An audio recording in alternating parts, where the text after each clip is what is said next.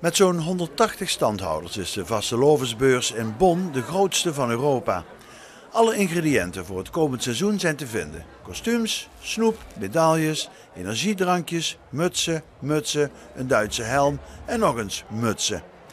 Omdat de Duitse carnavalsmarkt zo groot is, loont het zich ook voor Limburgse ondernemers om zich in Bonn te presenteren. Ja, de Holländer met die verrukte huiden, dat is met de bijnaam. Maar ja, ik ben wel zo verrukt dat ik ze wel allemaal uit kan verkopen, dus voor mij loont het zich. Duitsers is in, hoe moet ik het zeggen, stolz. Die geven er veel meer aan uit, daar leeft het veel meer. Maar het is juist dat de Rozenmontagzoek 1,8 miljoen, geen alleen in de Rozenmontagzoek in Keulen noemen. Dan weten ze wie gigantisch dat die in Duitsland is. Het lijkt veel te vroeg voor zo'n carnavalsbeurs. Maar er is niks geks aan, zegt de organisator.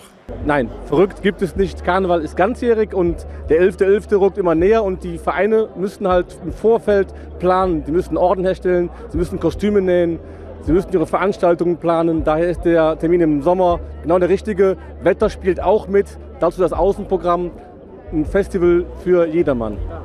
Limburg is dus vertegenwoordigd op de beurs om spullen te verkopen, maar ook om Duitse carnavalisten iets te leren op het gebied van schminken. Ontwerp aan het maken voor damesgroepen voor te schminken. En die mensen zijn heel enthousiast en die willen allemaal op de cursus komen. Kennen ze in Duitsland niet dan, die vorm van schmink? Ja, daar zijn ze niet zo mee bezig. Nee. De beurs in Bonn biedt wagenbouwers een korte cursus poppen bouwen. En als dat niets voor je is, kun je getuige zijn van iets dat volstrekt onbekend is binnen de Limburgse vastelovend: het mannenballet.